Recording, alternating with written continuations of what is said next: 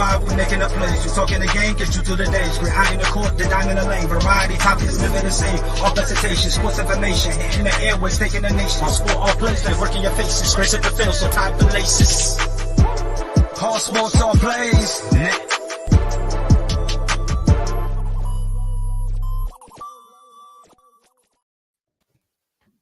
And what's going on, everybody? We are live here on this lovely Monday evening. Fresh off a busy weekend. Had a family birthday. Got to see some family. That was amazing. How was y'all weekend, fellas? My weekend was great, man. We, like yourself, was hanging out with friends and family. Had a team barbecue yesterday and got to watch my Knicks go up 3-1. So, you know, I'm a happy guy. I can imagine. How about you on your side? Man, just been busy. Son's back in football, so 7-on-7 is starting back up. So getting them back into shape. I've been always up trying to grow my podcast. It's always about to interview this dope guest that I'm about to reveal soon, man. I can't wait. Okay. Love to hear it. Kenny, what's going on the podcast front for yourself? Yeah, just trying to get this schedule. That's actually what I was hitting you up about. Just trying to work out the time to knock out this interview with the film director. But it's coming. Just got to get the scheduling down. But stay tuned. We'll be announcing the date real soon. Okay, good to hear it. Love to hear it. Well, fellas, we had action this weekend. Had a good time. I had to choose to be a good family man, or if I wanted to selfishly do what Raymond. I was selfish. I was selfish. I kicked anybody out the house by 8:00. Yeah. They have this thing called Easton Cable. Easton, some kind of cable company, they trash. They didn't have the fight. Like, I called customer service because I was at my cousin's house. Like, hey, how do I get the fight? They like, we don't know. It should be on the app. I'm like, it ain't here. They said, well, tech support already gone, so we don't know what to tell you. Wow. So we could not actually buy the fight. So we had to watch it on like a laptop, which wasn't bad. What's going on, Rod? It wasn't bad, but it wasn't good. We had an 85-inch TV. Yo, Rod. Could not watch the fight. Oh, man, you didn't have an HDMI cord? So we had everything but the one thing we needed in like 5 different scenarios. Because I have Apple. So if we would have had Apple TV, it would have been straight. They had a Fire Stick. I don't know how to work Fire Sticks. I don't know how to connect to a Fire Stick, and they didn't have the apps on the Fire Stick if it was jailbroken to do it. But what kind of TV they had? You should be able to connect. You should be able to connect your phone to the TV. So that was my next solution. But her TV would not connect to the internet. We had Wi-Fi. We had a router. Oh my God! The struggle was real. TV wouldn't connect to the internet. So we couldn't stream nothing or cast to the TV. We couldn't find it on the Fire Stick. We didn't have an Apple TV. She didn't have an Ethernet cable because I was just going to run the Ethernet cable from the router to like the cable box of the TV to get the internet. Emotional damage. It was just, it just didn't go. So we ended up watching it on the laptop. Fortunately, we had a pretty good MacBook, but we had a fight, ladies and gentlemen. I would say probably for me, the biggest fight maybe in the last 5, maybe 10 years, based on all the celebrities that came out, based on the energy of the weekend. Like if you were somebody, that's who you were supposed to be. So to Coachella that decided to be on that same weekend, sorry to you. You lost Frank Ocean and a whole bunch of audience because they was tuned into the fight. So let's get to it. Reactions. Dev, what was your reaction to fight night? Davis versus Garcia. First of all, my first reaction was cha-ching. Because he got me banked, baby. I had betted on my man to knock out Garcia. That's how we start. And under. And y'all already know I rolled the seventh. I rolled with the seventh ending. The seventh round, him getting him out of there. No, I rolled with the eighth ending of him getting him out of there. He got him out there in the seventh. So I bet it 8 and under. And I got it. Got it. But couple of things I seen in that fight. Number one, in my opinion, I don't think Garcia was ready for that fight. I don't think he was in the same caliber as Tank. And I'm not saying Tank is like the best boxer ever of all time. But from the elevation we have seen Tank from not being a pay-per-view star to a pay-per-view star, his IQ has got way better. He ain't throwing just haymakers all the time. He's actually setting his punches up. And Garcia looked like he was just trying too hard. It looked like he was just trying to hurry up and get Tank out of there as fast as he could because he knew he couldn't go up to 12 rounds against Tank, in my opinion. I just didn't believe he can do that. It just seemed like Tank was a better boxer to me. Now, I'm not saying that Garcia was trash or anything in that nature because Garcia was he held his own. It would just look like I think the stage was just too big for him. I think he was just trying to quiet the crowd down, try to get the crowd on his side too much. But overall, good fight. The undercards was a little bit, but that one knockout, I think, is the second to last fight when he caught dude with the right hook. Oh yeah, that was bad. But yeah, I agree with you. Even when I saw the names, I was a little underwhelmed by the names. And usually Davis undercards are really good. Right. This wasn't the star-studded event, but I guess because you didn't need it. Like the headliners was the headliners. Right. But Kenny, your thoughts? Kenny. Oh, it was a fake. It was an AI Kenny. Oh man, AI Kenny dipped out on us.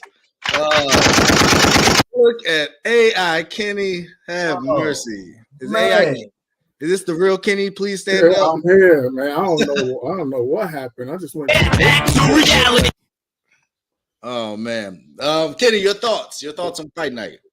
Yeah, I wasn't surprised. I definitely thought that Tank was going to knock him out. The one thing I will say about Tank is that, to Dev's point, you really got to give him credit for him improving on his, his ring generalship and his boxing skills. Like, he's become really a master at setting traps. Like, that second round knockout was just a great setup. It was just and his counter punching has really come on as he's gotten more experience and as he's gotten further into his career. So, I think out of, pretty much all of his knockouts in his last 4 or 5 fights, they've all been on counter shots. And for him to, also show some diversity by getting him out there with the liver punch. I haven't seen somebody finish somebody with a liver punch since Hopkins and De La Hoya.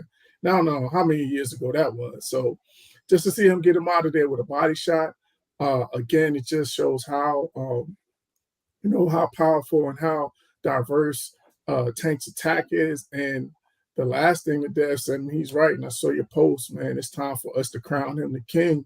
He's the king of box office, and he's the king of pay-per-view right now in boxing. There's no question about it. So it's time for everybody to really stand up and give that man his flowers. And so just props to him. It's going to be interesting to see what he does going forward, because that 135, there's some other options. There's other big fish out there that he can get to. So that's what I'm interested to see going forward. Absolutely, and that's what I was going to say. After this, we're going to spend a little time here. Definitely the future, I think, is very bright at 130, 135, and even up to 140. I think anywhere in that range, you can get smoked by a couple different people. So I am very excited to see what fights will now be made after this. This was one of the big fights. There's one more fight out there. There's really one fight out there. Maybe two at heavyweight. Two maybe, because that Wilder and if that Fury Usyk Joshua Wilder card really happened, that'd be crazy. Nuts. That's a good one. That's gonna be a night for boxing. So if we can get all the fights we know we need this year, Haney and Stevenson, y'all don't notice. Y'all don't notice. Well, you see what Saquon Barkley said. He said he thinks Shakur should fight Tank next now. My goal is unification. Boxing needs unification across the board. At 147, 140, 135, I want undisputed fights happening. I want mandatories. I don't want nobody ducking. If you ducking, get stripped. Get out of here. I like that. We're in an era right now where boxing can really captivate an audience because there's some names out there, and Tank is the spearhead. Let's be 100% clear. He's number one. Mm-hmm. But that Jake Paul wave, I think we kind of got away from that. We got some real fighters here. We got some real box office events, and the world recognized that. And that's who showed up in Vegas, and they showed out in force because they knew what they was going to see. And I think to y'all point, I think everybody saw the same thing. And for me, it was it was Canelo Floyd all over again. That was the young up and coming fighter. Yes, a great point. That was set to be the one that was supposed to take out the really bad villain. And it was just a boxing exhibition. Like, Gervonta Davis is just a much better boxer than Ryan Garcia. And I knew that going in. My only concern was he's talented. And that boy can throw. He missed. But, man, to see it, like, live, like, he can throw. So I think his future is still bright. I didn't like the grace. He didn't really win with grace to me, talking about there's a rat in his camp. Like, we don't care. You're right. That's the excuse part right there. When the person keeps saying, I don't want to make excuses, and you keep continuing to come up with excuses. And that's just youth. That's youth. Somebody need to get them. And I ain't going to hold y'all. I told my group, my family when I was there, said, when I saw Joe Goosen was training him, I said he in trouble. Joe Goosen might be a good commentator, but every time I see his fighters in big fights, they get cooked. Like, they almost always get knocked out. So I know he might be a legendary trainer. I don't know the man personally, but when I saw he was in Ryan Garcia's corner, I was concerned, and rightfully so, because he just didn't look ready.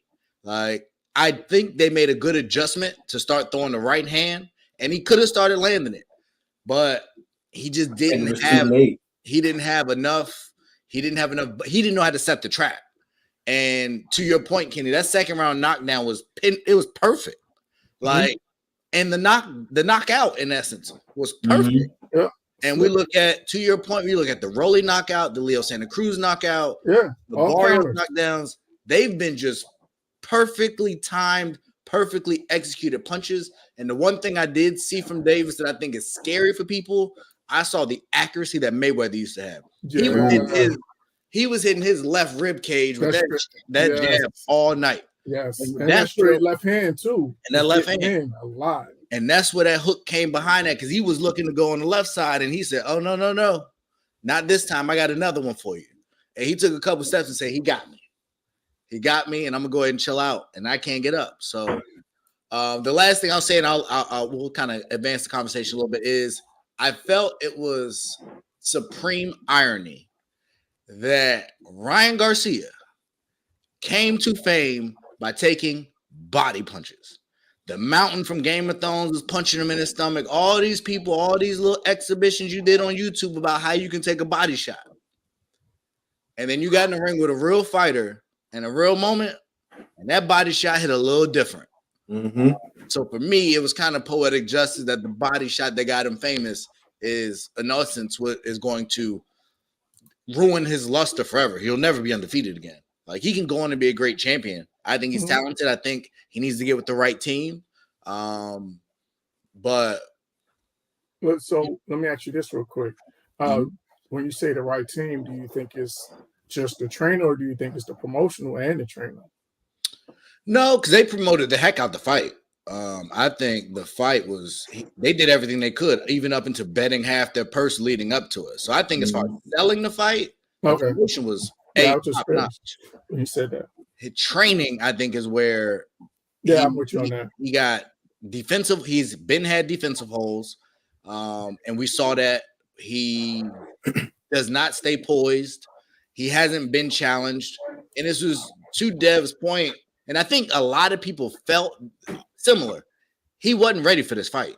He hasn't beat even a Leo Santa Cruz. He ain't beat a Mario Barrios. He ain't beat a Isaac Cruz. He ain't beat really even a Rolly Romero. So to jump to this level with a southpaw on this stage was asking a ton.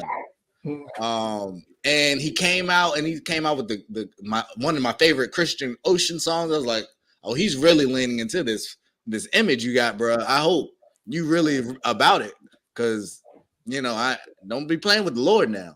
I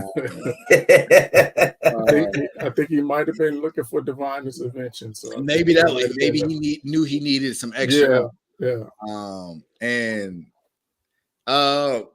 Freddie, that's fair to say.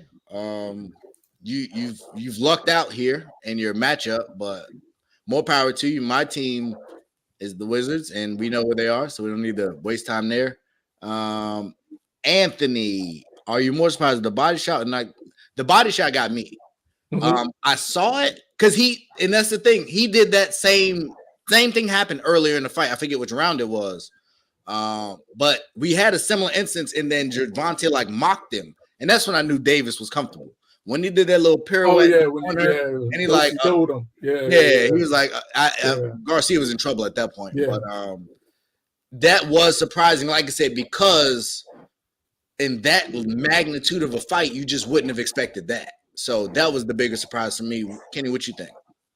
Yeah, no, I agree with you. And I think the other part is that you saw that once he got comfortable, he stopped staying on the outside. And so he started really pushing the pace and really started pressing the issue. Once I saw him pressing the issue, I said, I know this is downhill. He's confident. He's not concerned about his power.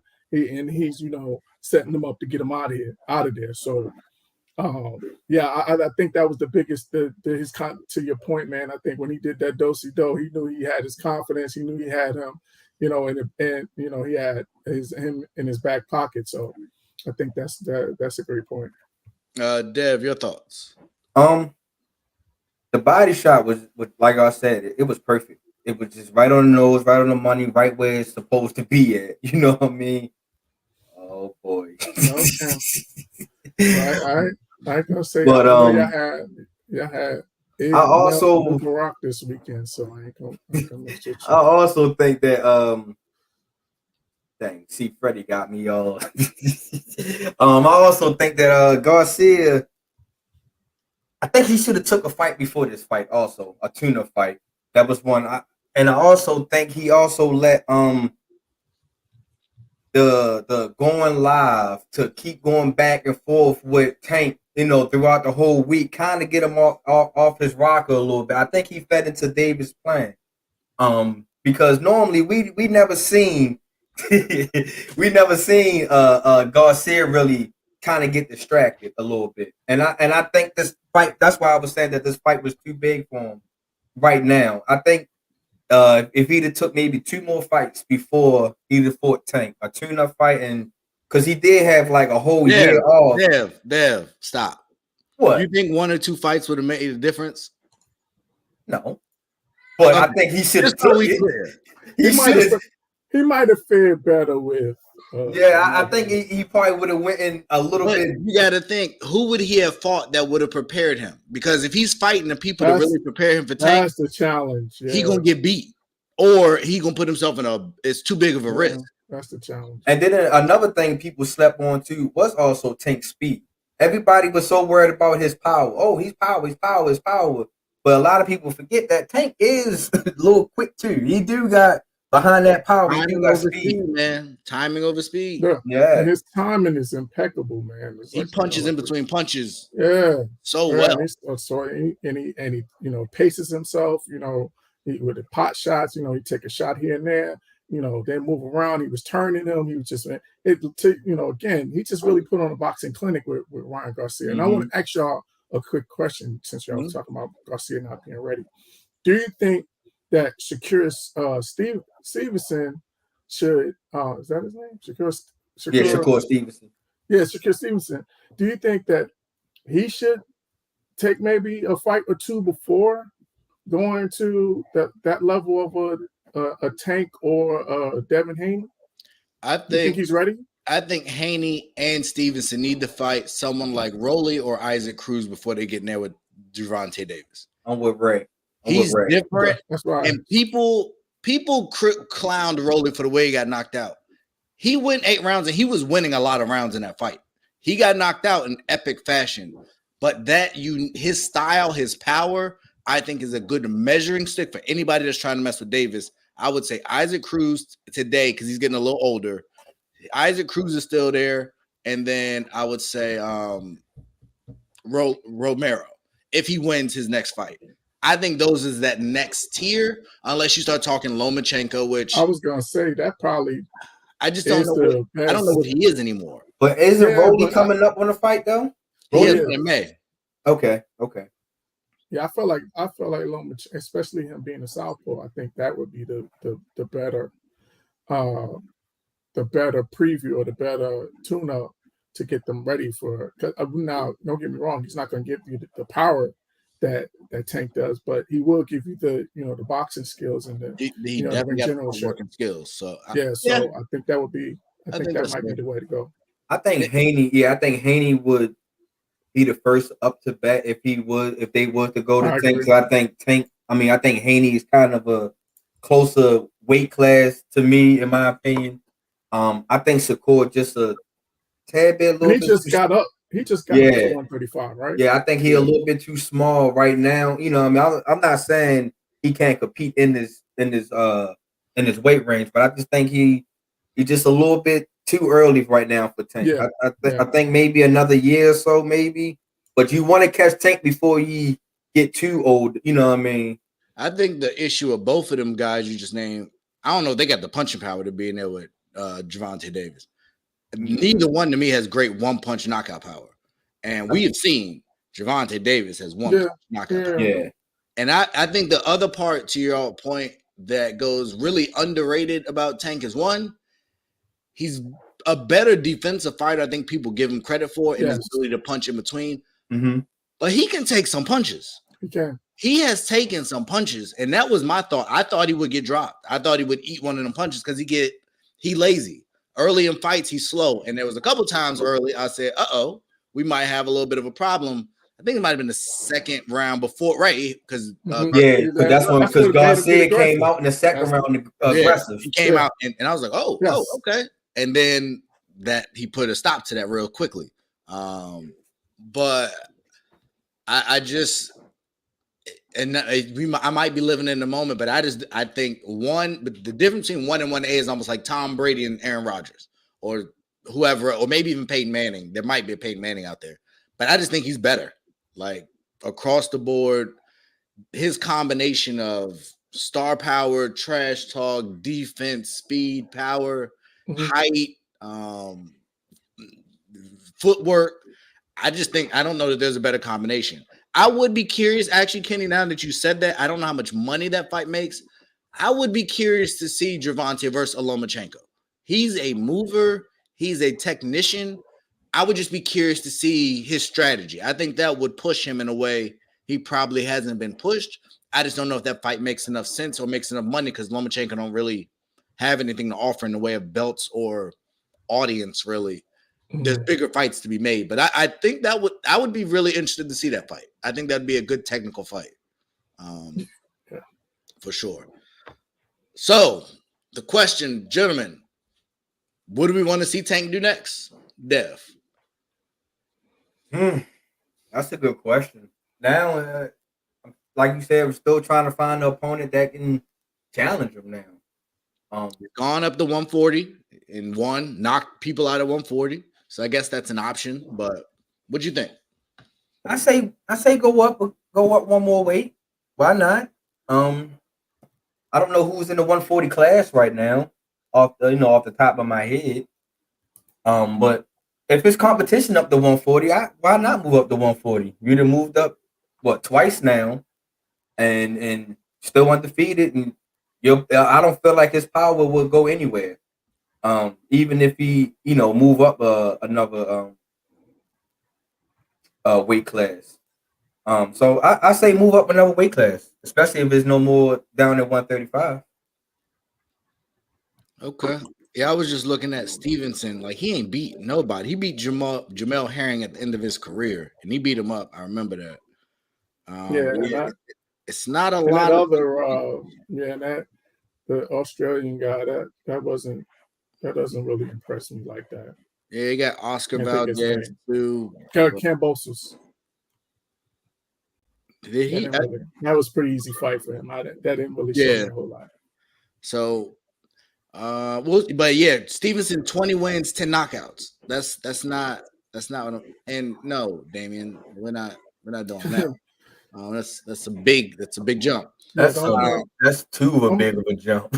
and Anthony, that's what we was talking about. I was just looking up. I just don't know if he got the power, and I don't think he got better foot speed or boxing skills.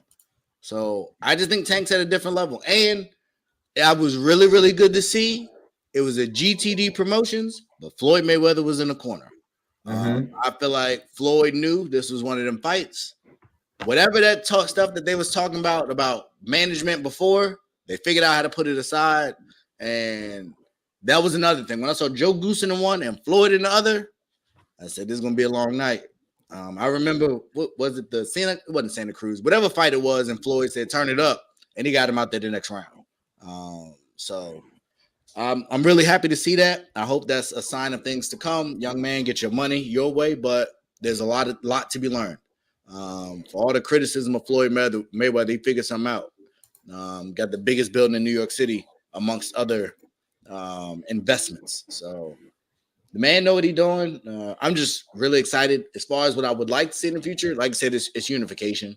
So whatever that takes, hopefully we don't have any more DAZN fighters because DAZN sucks. Oh, so that's the other part. I was trying to. No, don't go past the gunshots yet, buddy. I was going back. Like, I have Showtime, so they was like, you couldn't order it in the app.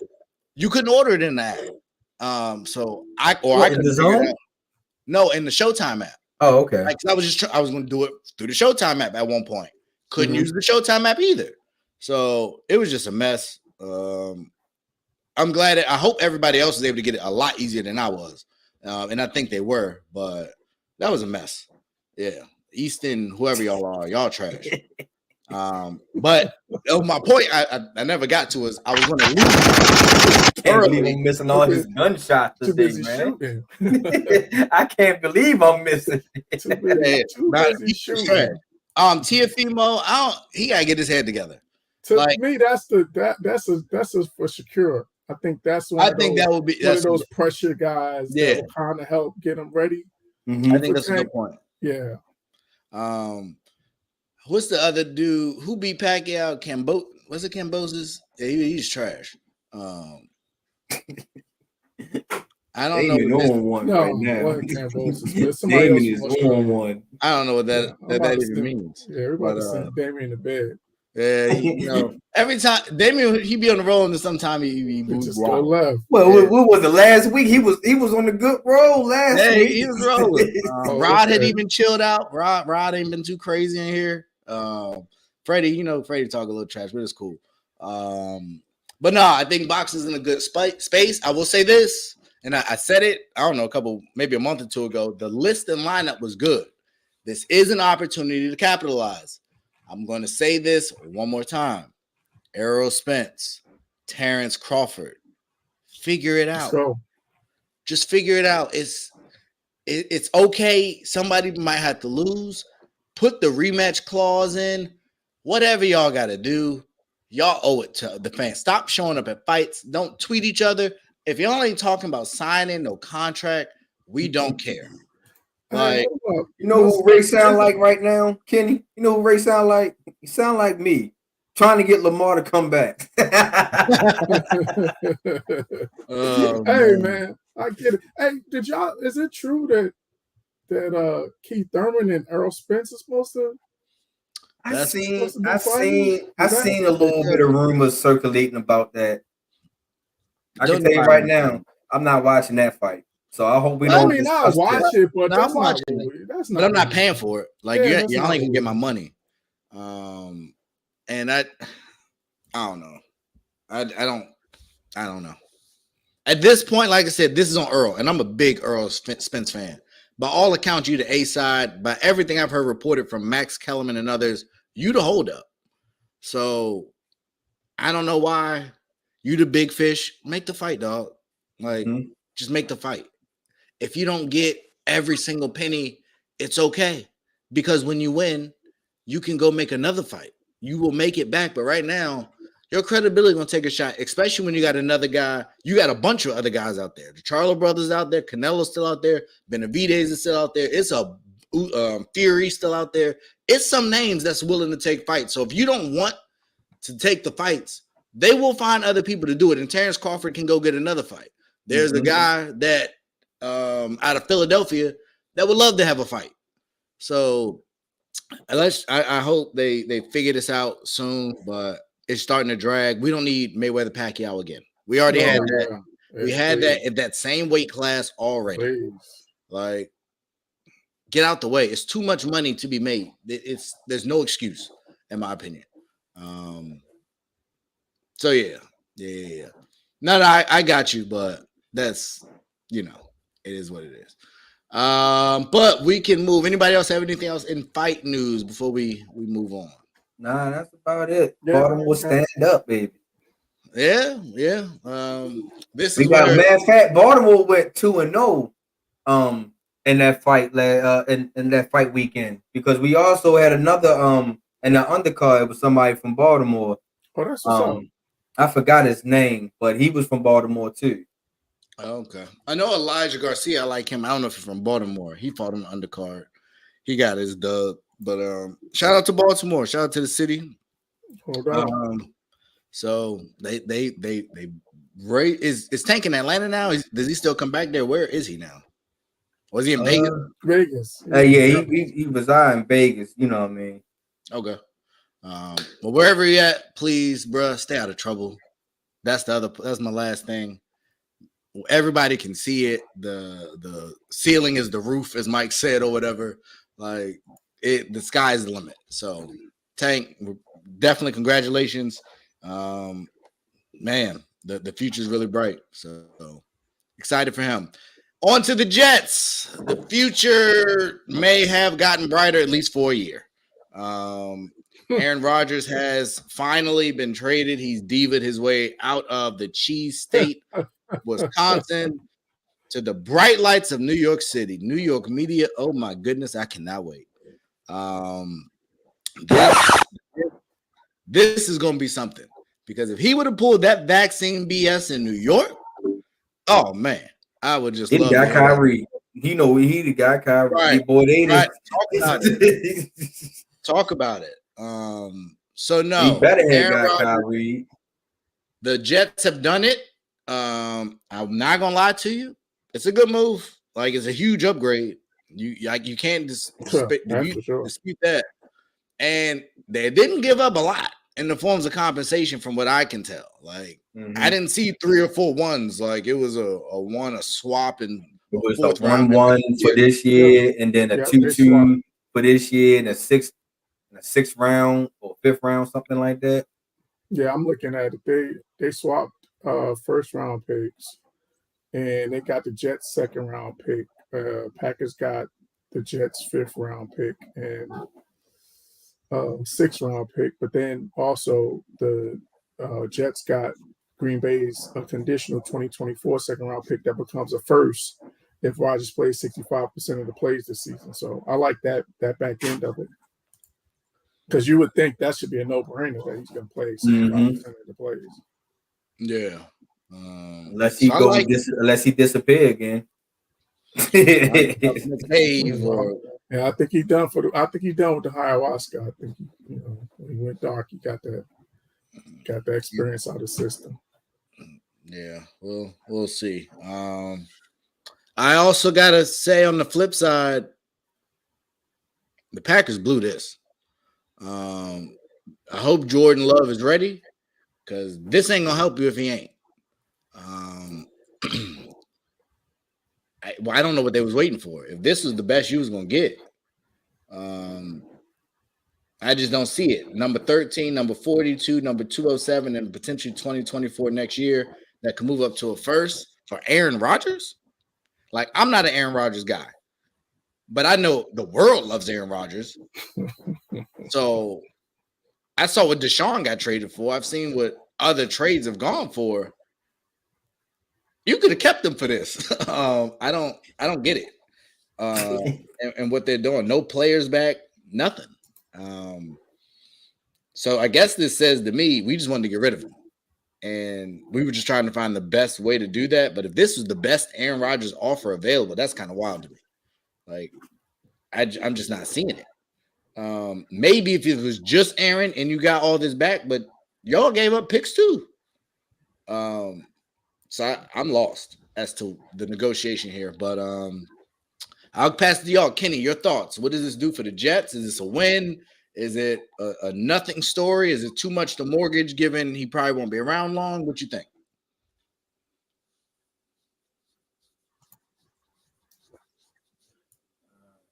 Can you hear me? Please again? Is it AI Kenny? What? Yeah. Is he real? He's not real. All right. Kenny, wake up. Close your mouth then. Yeah.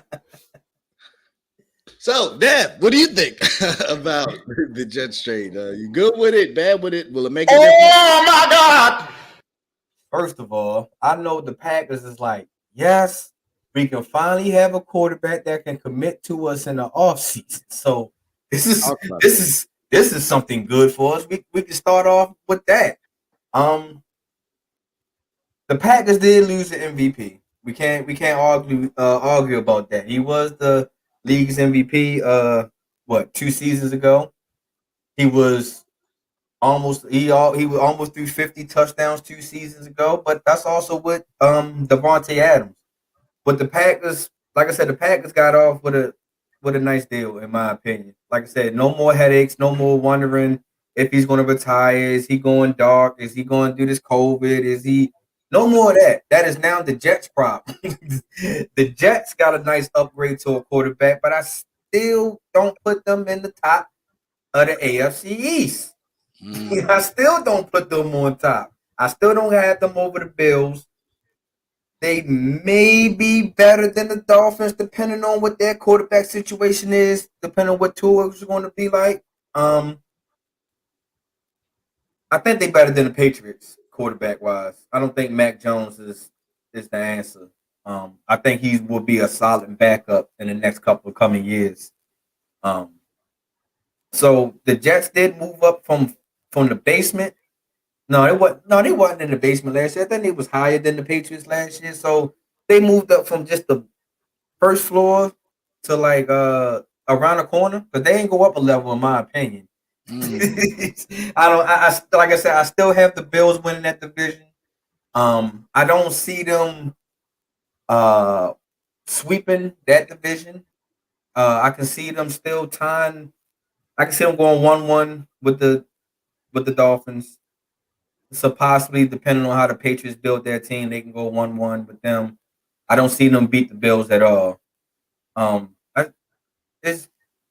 Rodgers is almost done, and I think this is his way of going out. I think this might be. I think he only gonna have one solid year with the Jets. I don't really foresee him coming back next year.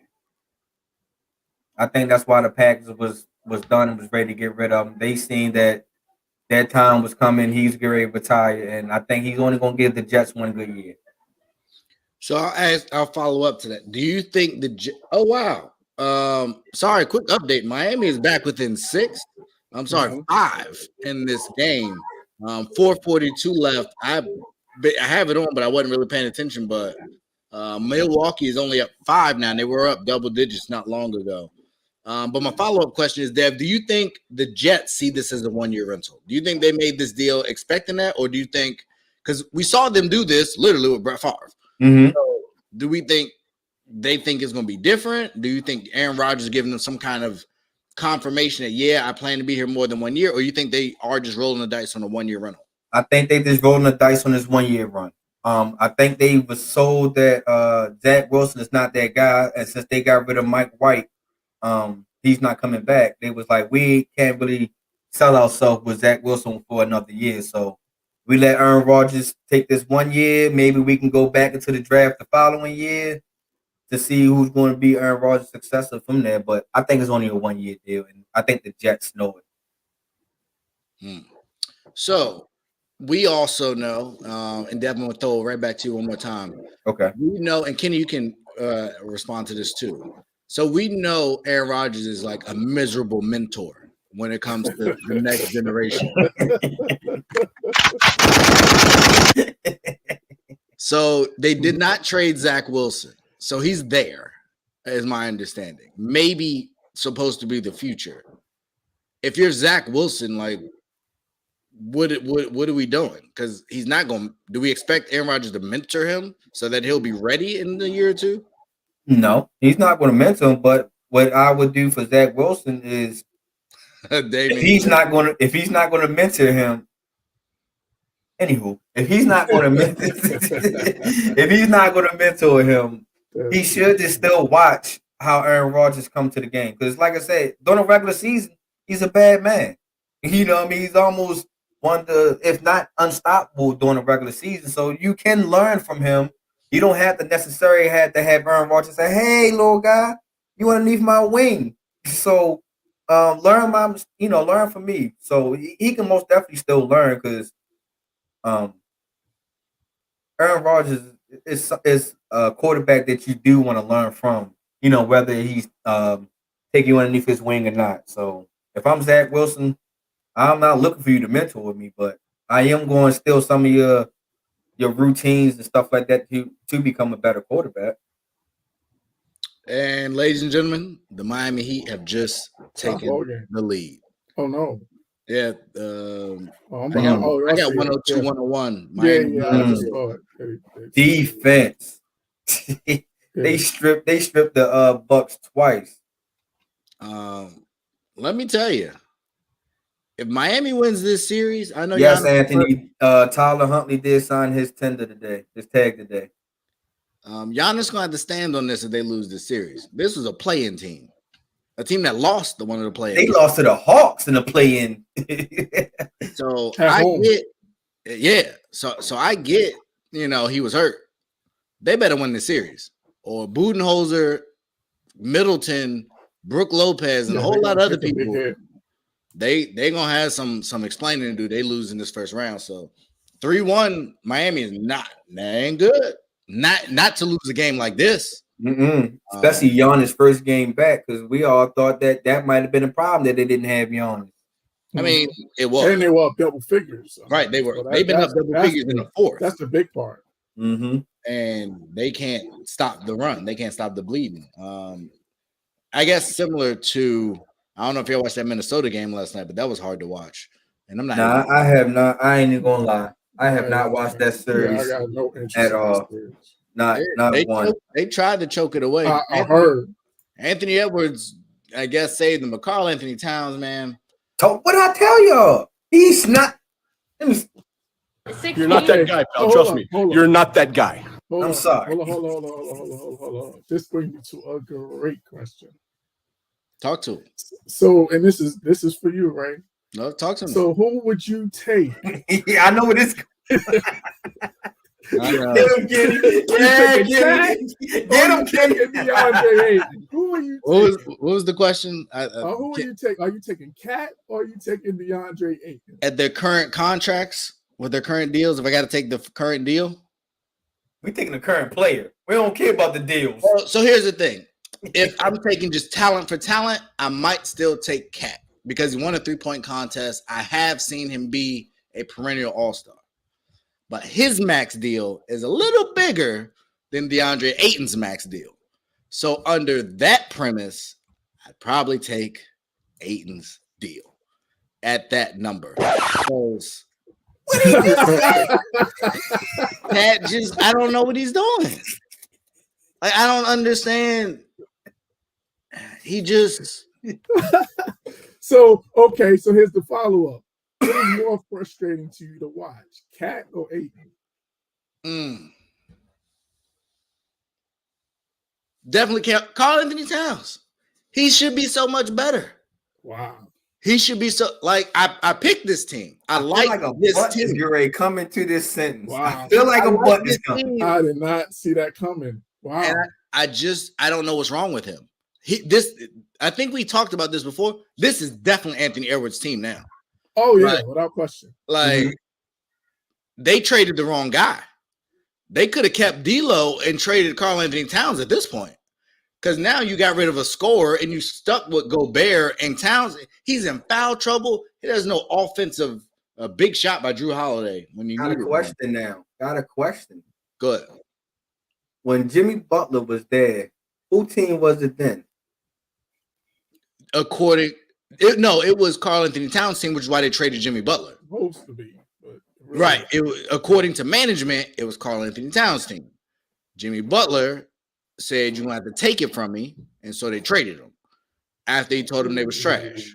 That's a bad miscommunication there. Wow. Mm-hmm. And why is Duncan Robinson on the court? They ain't got nobody else. Oh, because Tyler Hero broke his hand in the first game.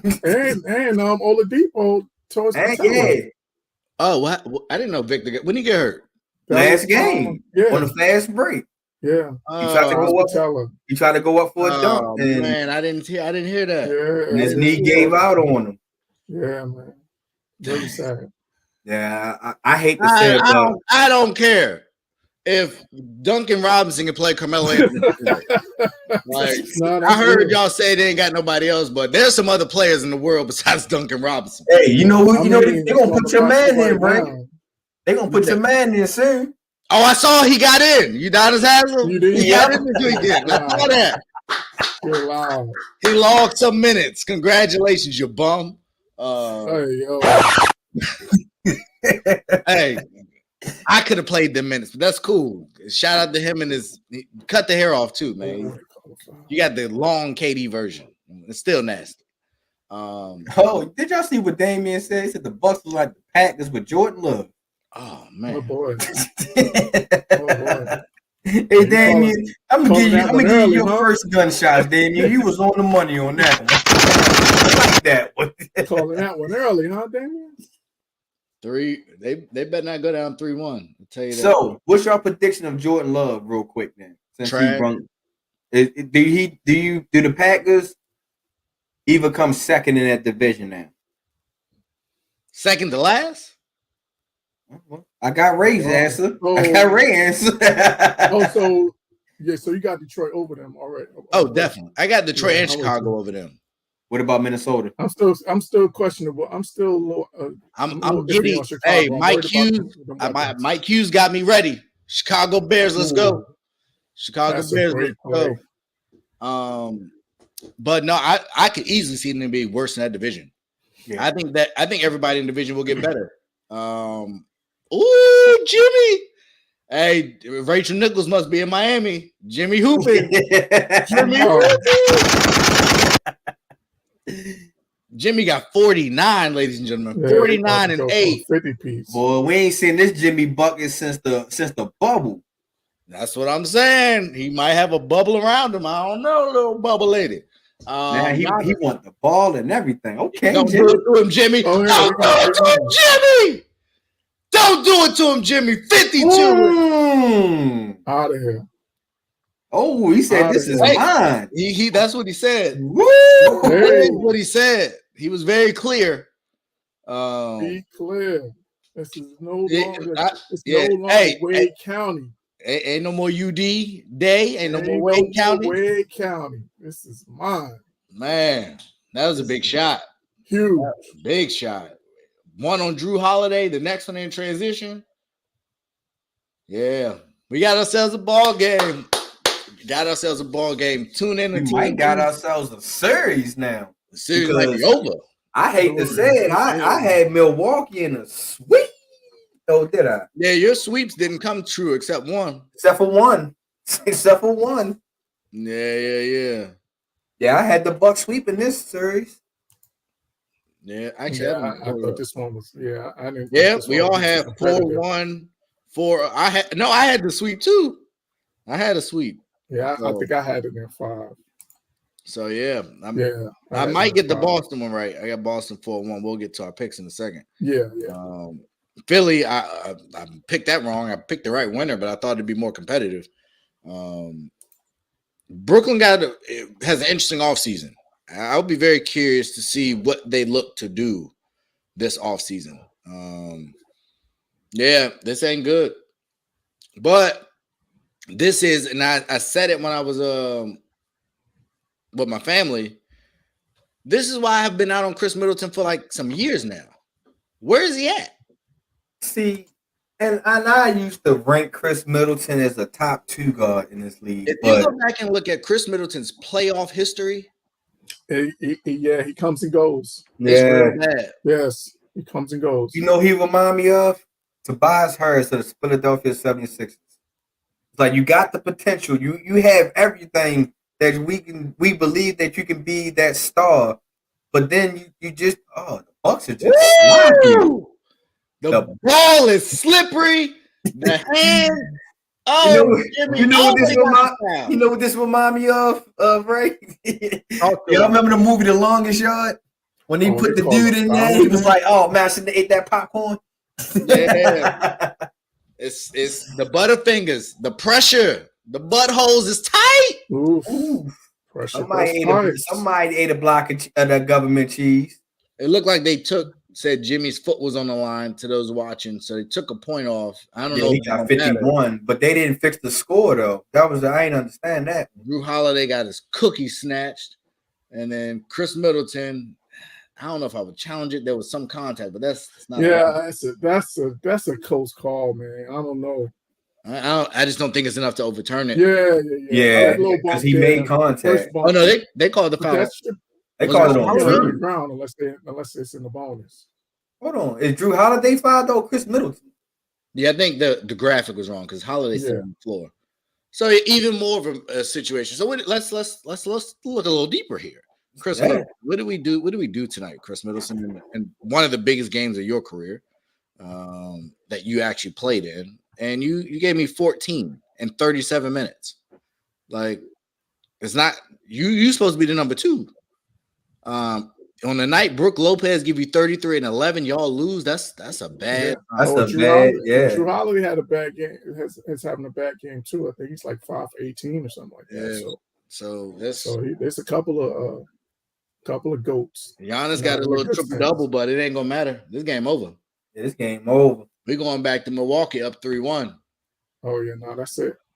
All right. So quick question then. Since they're going up 3-1. Do Miami have enough to close it out in Milwaukee, or is they coming back to Miami? Coming back to Miami. They will be back in Miami. I think the problem with that is they better not go back to Game 7 in Milwaukee. That's it. You gotta close it out. You got to close it out. I think back home, Jimmy ain't gonna give you this. We saw Jimmy in the bubble. He'll give you one of these. Same thing, yeah. Mm-hmm. That's hard to do on the back-to-back. Jimmy ain't gonna give you more than 20 points next game. Yeah, 250s that's tough. Yeah, so I think Milwaukee definitely centers themselves. The role players will play better, but Game 6, it might. I ain't gonna say it's a legacy game, but this will be a bad situation. They better not lose 4-1.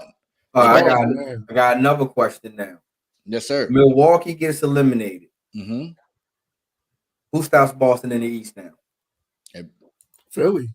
Nobody. If Milwaukee is able to come back. Okay. I think if Philly beats Boston, it's because Jason Tatum or Jaylen Brown didn't show up again. I think Boston is. I'm gonna put it on if Philly beats Boston, it's because Jason Tatum. I'm gonna put it solely on Jason Tatum. I agree. That if Milwaukee go out, there is no excuse why Boston's not in the finals, and we're gonna have to start talking about Boston if somehow they don't make it. Either we're gonna be talking about Embiid if Milwaukee ain't out, or we're gonna be talking about Jason Tatum if Milwaukee goes out. But one of them need to be in the finals, and maybe they'll decide that. But quiet as it's kept, it's a team in the city that Aaron Rodgers is about to play in. Yes, sir. Hey. Yes, sir. Hey, Kenny, let me tell you this. I said it to Ray. I apologize, but the Jalen Brunson slander I gave y'all during the offseason, I have a found new respect for Jalen Brunson. I seen that when Dallas lost him, Dallas became a terrible team. I seen that New York gets him, and I didn't have them. I didn't have the Knicks getting past the Cavs, in my opinion. I didn't. And the Knicks they surprised me. So newfound respect for Jalen Brunson, man. I think he is a true point guard in his league now. I got to give him his flowers right now this season. So to your point, I think I don't remember if somebody can pull the tape. I think I was good with him getting the max. I will say at this point, he might be underpaid. You think you got to steal? I mean, he signed a 4-year deal, so he locked in. But I think the future's bright. I'm not going to bring up the old age point guard conversation, but yeah, we don't need to do that. Yeah, because I'm not Raymond. Get off that topic. But yeah, I think the East can be what do you think about that? We're looking at a team right now. Can you guarantee that Boston could just beat Miami if Miami's right? No, I mean, well, that's not even a matchup. They would get. I'm just saying. Oh, okay. Eventually, as I look at who could potentially get in Boston's way. Okay, got you. I don't know that there's a team that they should lose to, but I don't know that there's a team that I would say they're guaranteed to beat. To your point, I think Philly is competitive. I think Boston could struggle with that New York backcourt and what they've been able to do so far. So I definitely think the pressure would be on. I think my biggest issue with Philly, on top of Harden and Embiid, is I don't trust their coach either. So I like the talent in Philly. They got 5 max players basically, but we'll see if they're able to put it together and stay healthy. I think that's the other underlying impact of these playoffs is injuries are really a big deal. The Clippers are probably done. The Kings couldn't have had a worse injury at a worse time, which we'll get to in a minute. Like the Giannis, for what it's worth, when he got injured in this series, it's changed the trajectory of this series. For sure. They gave Miami life once they stole game 1. Right. So and for what it's worth, the Lakers have stayed healthy. So health has been a big factor. And that might be just a war of attrition. It's a marathon, not a sprint in the playoffs, but this is a big win. No doubt about it. This is a huge win. Cavs are dead. You can 1, 2, 3 Cancun, Miles Bridges. They're out of here. And let me be honest. I gave the Knicks their praise. I gotta tell you, the Jared Allen, Evan Mobley combination has been really disappointing. Yeah, man. Yeah, I expected them to be able to outplay Randall and Hartenstein, and Robinson. Mitchell Robinson. That's right. He's been active. And that energy and that power and physicality has been a problem. Yes. I feel like Mobley is holding his own, but I feel like Jared Allen is kind of more of an in and out. Because he's not really showing up on that offensive side. I'm not saying he's the offensive threat, but you can't really go bad. You can't just grab rebounds and thinking that's it. Like, nah, you gotta kind of score a little bit. This is the time where big men supposed to be taking over, in my opinion. This is where you need a Joel Embiid. You need a healthy Giannis. Hopefully Aiden can step up or the Cat step up. But some of these players just ain't stepping up this year, man. They ain't not taking that challenge. And that leads me to a guy I've been critical of before. I'll be critical again. Donovan Mitchell. Where you at? Yeah, yesterday he choked on first round, so right. And that was the thing. I heard early in the year when the Cavs was running, people was best shooting guard in the league. I heard people saying a whole lot of stuff about Donovan Mitchell. And we talked about that. We gave him that praise when he dropped that 71, and that was great. But this is just how I am and how I rate those kind of players, and that's why I started with Evan Mobley and Jared Allen. I need to see you play now. Mm-hmm. I need to see you dominate now. And if you can't dominate now, then what are we talking about? And it has been disappointing to see the Cavs play in this way. I think they got to figure out, and I think in 20 years, we're going to look back at Steph and Clay a little different, because a lot of people keep trying this combo guard setup, and it is not easy to manage the game plan, which is, I think, where Draymond Green becomes really, really valuable. But this 2-guard lineup that these players run with these elite ball-handling guards, people don't know how to play off the ball. Mm-hmm. And that's what made Reggie Miller great. That's what made Ray Allen great. That's what makes Steph so great, is they can play. They talked about, I don't know if y'all saw the interview where, was it? Thompson? No, they was talking about Delly and him guarding Steph. And J.R. Smith. J.R. Smith was talking to and he was talking on the podcast. But he was like, he almost died. Mm-hmm. And we see too many times with the Clevelands and teams' offenses, the Atlantas, that second guard just stand somewhere and let the other guy just go dribble around and go get a bucket, and it don't work. It does not correlate to playoff championship basketball. And that's where Kyrie really benefited when he did play with LeBron. I know I kill him all the time and say they needed each other, but that dribble crazy stand in the corner thing don't work. When you have a LeBron James that can facilitate the offense and you got somebody that can go get a bucket, it makes the world different. Mm-hmm. And that's why Kyrie and Luka didn't work. These young guards, the Lukas, the Donovan Mitchells, the Trae Youngs, even Jamal Murray to a certain extent, these point guards are going to have to learn how to play off the ball better when you got another guard in the backcourt. Jaylen Brown figures it out because he don't really have – Marcus Smart ain't that kind of guard. But when you got two alphas that can go get a bucket, you have to be able to play better off the ball, and Cleveland hasn't figured that out yet. And if you can't, your offense is going to stagnate, especially when Evan Mobley and Jared Allen ain't going to go get a bucket. And now you can't even play Isaac Okoro because you can't play offense, but he can't guard Jalen Brunson. I would say and then he on foul trouble also. And so it's just they got some decisions to make, but I think it's across the league. 2-guard score first lineups, somebody got to learn how to play better off the ball.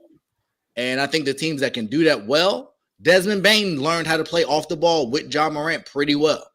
He can also go get his bucket, and Ja can slash off the ball as needed too. And what makes that better, like you just said, is they not the same exact player. You know what I mean? They not ball shooter. Yeah, Bane is not a ball dominant type guy. Mm-hmm. Versus Ja is the ball dominant. When we look at Donovan Mitchell and Garland, 2 ball dominant guys. When we look at Kyrie and Luka, 2 ball dominant guys. When we look at CP and Devin Booker, 2 ball dominant guys. And that's another match we're gonna have to look, because Donovan Mitchell and Kevin Durant gonna have to be great every game. Mm-hmm. One of them ain't great with that bench, and we talked about DeAndre Ayton earlier. I'm not gonna trust DeAndre Ayton to go get me 25, 30 one night if I need it. Like, I don't think he built to do that, especially not with that lineup. It's just not enough shots to go around. You're going to get 20 from 2 guys and maybe high 15 to 20 from maybe from another guy. But to ask anybody else besides KD and Don and D Book to give you 25 plus, that's asking a lot. And just real quick, and this is one of the things, and this is obviously extreme prisoner of the moment. Memphis is up 6-0. Mm-hmm. You're down 2-1 in this series. Ja Morant, your point guard, has a 3-on-1 break with Austin Reeves playing defense, and you settle for a corner 3 from Desmond Bane. That's the analytics, man. That lets you know that he's still hurt. That's losing basketball. Yeah, that's an analytics fast break. It drives me crazy. No, and so at the end of the game, if it's close, we're gonna look back and we're gonna forget that sequence. But those are series where you lose points, and then it could be a bad call later, and they'll be like, "Oh, the call cost us the game." No, dumb plays like that, and then you follow it up by you throw it ahead to Dylan Brooks, and he shoots another fast 3 from the corner. Like, it's just bad basketball. And that's just Memphis sometimes, though. It is, but it's not good basketball. But it's not just Memphis, though. That's a league-wide thing where he's shooting these transition threes when you got a 3-on-1 and instead of taking a layup. So that's the downside of this, analytics driven part of the league that we have right now. There's just too many threes being shot, and we're not shooting enough and taking advantage of numbers on the break. Yeah, I don't know. We'll see. Right now, 7 too early. Shout out to Tristan Thompson over there on the bench. Moved back home to his lady. But you said, hold on, you near his lady. Wait, what? He had to get that old thing back. That's why he came to LA. He said, Brian, you know what it is. I'm trying to do that thing. But let's get to it. I did not see this live, so I saw the reports coming out about it.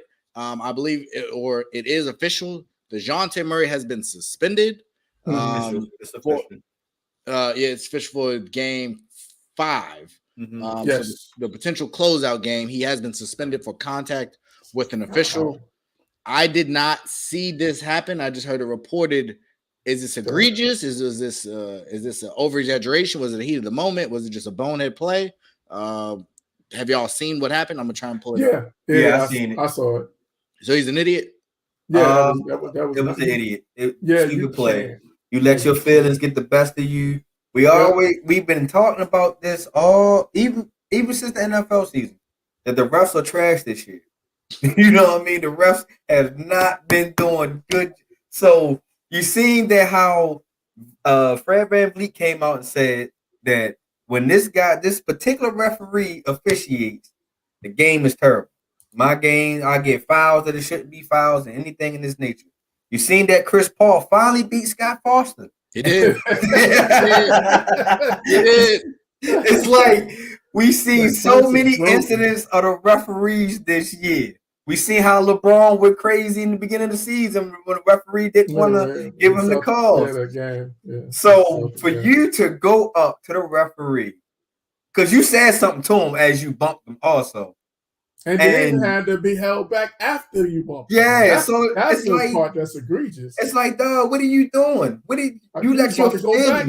Yeah, you let your feelings get the best of you. So I hate to say it, he asked to get suspended for game 5. He damn sure asked for it. And he got what he asked for. I'm watching the video. Yeah, you got to just watch. Yeah, why you gonna see all the why I made those references of the referee. Like we seen the referees has been a little soft this year. They calling text flagrant. Take the fine. Go let that off in the post game press conference. Take the fine. Come on, dog. You can't do that. Okay. Y'all right. He bumped him. He did. He bumped him. We suspending people for this. We're potentially deciding series off this. That's why I said it's something. Referees controlling it. You can't bump you cannot bump an official. Then you also used to couldn't smoke weed, but now you can. Like come on, man. Understood. At the end of a game, when you're protesting a call, he's wrong. You can't bump the official. That's automatically. You can find him a game check. You suspended him. You just ended the same thing. No, it's not. He still plays if you find him a game check. That's why I said you take the fine in the post-game press conference and unload on him in the press conference. At least you still gonna be able to play. Kenny, Dev, y'all, we all been in the heat of the moment. I've never played at this level. I've never come close to this level. Mm-hmm. So yes, I'm not excusing the behavior. He was wrong. What I'm saying is there are people in place that should be able to look at this situation and say, I know. Same thing with the Draymond situation. I would just agree. I'll let you finish. You got basketball players coming out saying, come on, man. Active players, Damian Lillard. Hall of Fame player Shaquille O'Neal. Kenny, you talked about the analytics earlier. Sometimes we got to get these suits out the game.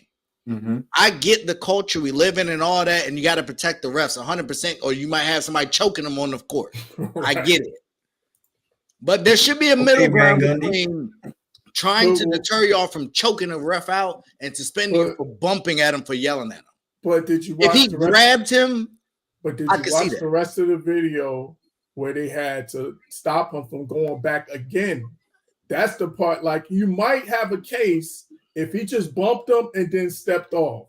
But the fact that he bumped him and then was about to go back again and circle back, and they had to pull, his teammates had to come and intervene. That's where you can't let that go. I don't like it. I seen it. I get it. I'm not saying I don't understand it. I just don't like it. Hey, I'm tell you, the NBA don't. The NBA don't even get it.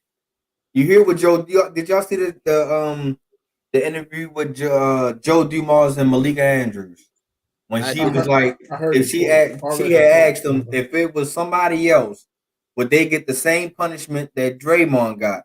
In my opinion, Joe Dumars never answered the question. All he kept saying was might, maybe, depending on the severity of the player. I'm looking like, so you tell me if Steph would have did the same thing as these other guys did, would Steph would have got suspended or anything of that nature?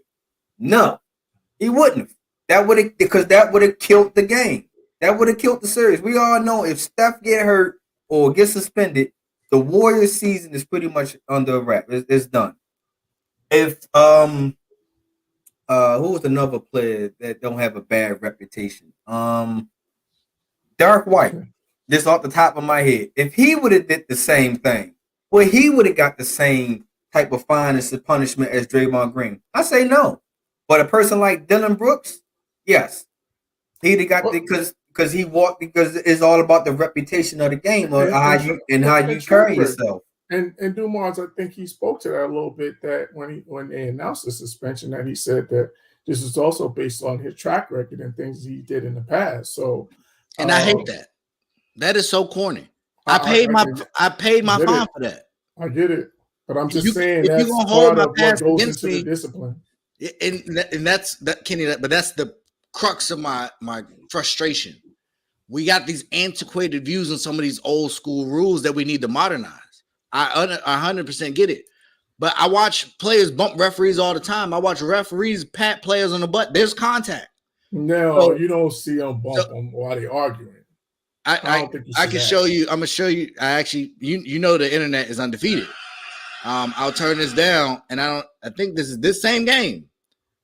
And I don't know if y'all can see this. Yeah, we good. Jason Tatum get up. He bumped the referee. He moves him out the way to get where he's going. So if you're saying it's violent, forcible contact or whatever you want to call it, like that's contact. So, and that's in the same game. Like, so are we suspending for that? Like, that's what I'm saying. Like, what's more important? The product on the court is the goal. I get that there needs to be rules in place. We want to clean it up. We got sponsors and all that stuff. I understand that. From a play, like your ratings are going to take a hit because nobody wants to see the series anyway. Now you've taken maybe the second or third best star off the floor for that. Mm-hmm. I think you're doing too much to make a point that it doesn't need to be made in that way. And these suspensions, even Dylan Brooks getting thrown out. Like, I get it, but this is the playoffs. Don't get me wrong. I ain't a Dylan Brooks fan, but no, he was not supposed to get ejected for that. Like, I can see if he intentionally hit LeBron down there, but it looked like he was going for the state, you know what I mean? But LeBron just got him. So, like, back when we grew up, a lot of this stuff you just let get solved on the court. But to your point, though, this is all part of the softness of today's league. Man, just the script. That's the script everybody was talking about. Nobody's sticking to the script. I don't like it. And I get in football, I get you want to take some of the physicality out of the game. But the inconsistency, and here's the other part of this. Here's the other part. Refs miss a lot of calls. Y'all are dictating outcomes of the games. Remember, I talked about on this fast break, and I know casual fans are going to say, "Oh, whatever. That was 2 points that you left on the board." These bad calls be dictating games early on. A second foul early that you shouldn't have been called dictates the outcome of the game if you got to sit your star player down. Like, there's a level of responsibility these refs need to have too. They be talking back. Like, I get what y'all said. He walked up, he bumped him. But I also watched the referee stare him down as he walked away. The referee could have turned his back and walked off the court. Game over. Why are you standing there staring him down? He's emotional. You have a responsibility to me. They pay you to be a bigger person to referee the situation. Be an adult. You know he can't punch you. He can't really touch you. So what you staring at him for? Because if you do that in the street, you're going to get a different kind of response. I get that the onus is on the players, but this ideology is frustrating. It is frustrating, and I think it's hurting the game. I think it's hurting the game a lot. And I love this game, but it's some of this petty stuff that's just, I don't like it. And to your point, the name to be entered anytime they say reputation, not insert LeBron James. Would they have done it if LeBron James did it? And that's the answer. If they would have still did it with LeBron James, then I have no problem. If they wouldn't have, I'm probably gonna have a problem. I'm not with all that what you did in the past. Y'all suspended me, y'all fined me, I paid for them. You can't say, oh, well, it was borderline, so because you have a history that you've already paid for, we're gonna extend it even further. But then also I'll counter though. So if you paid you did your thing and you paid your fine, or you did your, got your punishment, or whatever the case may be, and you repeat the behavior again, so now we're supposed to just get a clean slate? Or am I going to fine you or do something more severe to get you to correct the behavior? So I'm with that part. I'm good with escalation of fines. What I'm saying is, if it's a gray area on should we discipline or should we not, I don't think my past should be held against me. In this moment, in this event, should you suspend me for it or should you not? That's all I'm saying. As far as if you keep getting texts and it escalates, or you get 16 and get suspended, I ain't got no argument with that. I'm saying is when it's these gray areas of should we suspend or should we not, using people's past against them, I don't like. I'm with you on that one. Because like I said, when Joe Dumars said that, I was just confused. I was like, so you telling me a guy who doesn't have that same type of reputation can get away with it versus a guy who has that reputation is not going to get away with it. So I'm with you on that one. Fair enough. So let's get to it. Heartbreaking news for me, but it seems like it's not as bad as the initial headline was. But De'Aaron Fox has broke a finger on his shooting hand, and he has been shooting the lights out. They say he's doubtful for Game 5. So I'm saying it's positive because the fact that it's even doubtful, he's not just flat out for the series with a broken hand. Oh, okay.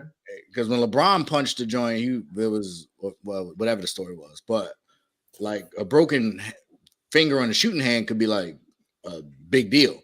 So I'm saying the fact that he's still doubtful is optimism, in my opinion, but not good. I got you. But yeah, for me, this has probably been the best series, the most entertaining series for me. Going into it, I was really excited to watch these two teams play. I hated that they had to play each other. But what does this mean? The next game is on the road for the Warriors. They are probably one of the league's worst road teams, maybe one of like the worst road teams in NBA history, possibly. But Fox is out. So what do you guys think? What do y'all anticipate happening in Game 5? I'll start with you, Dev. I think the Warriors need to take advantage of it, especially if Fox not going to play, because that was Mr. Clutch. That was the guy that came in the fourth quarter that was taking over games for the Kings. And now that you don't have that, like the Warriors gotta take this time to actually try to get a road victory on this one. It sucks for the Kings because the Kings had put so much hype into this first round playoffs. This is their first time being in the playoffs in the last 15 years or so. So to kind of say that your season could be on the line because of your star players hurt, sucks. Like I said, I still think that the Kings is still gonna go out there and get them a fighting chance. The Warriors shouldn't take them lightly because even with Sabonis in and out the lineup, with that whole stepping on his chest and stuff like that, the Kings were still effective, and they still got Malik Monk coming off the bench. So if Malik Monk can at least pick up some of the scrap that De'Aaron Fox is going to have to leave behind, and the others, this is time for the others. This is time for Harrison Barnes, who has been deep into the playoffs, to actually step up a little bit. This is Tim Hardaway Jr.'s son. Say it again. I said Tim Hardaway Jr.'s son. Tim Hardaway Jr. Bunch of bums, bunch of ex-Warriors that didn't get it done. How you miss that shot, son? Shot of your life. Shot of your life. Hey, so everybody not built for the buzzer beaters. And that's why they got you up out of Golden State, you bum. But yeah, so the Warriors got to take a chance if Fox not going to play. Kenny, your thoughts? Yeah, for me, like especially with Fox being hobbled or potentially not playing this game, like this is the game that the game that you have to win for the Golden State Warriors to win this series. Like you have to win this game because I don't think that there's any way if he winds up sitting out this game and maybe potentially game 6, I don't think that there's any way that he sits out game 7. So you don't want to have to come back to Sacramento if you're Golden State. This is your opportunity. This is your break. This is your chance. Now, you kind of weather the storm. You're able to get these 2 wins at home, even without Draymond being in the lineup. So this is the right opportunity for you to steal a game on the road. So if there's one game that they have to win, for me, I think it's this next game because I don't think that they win this series in 7. I think they have to win in 6. So this going to be this game 5.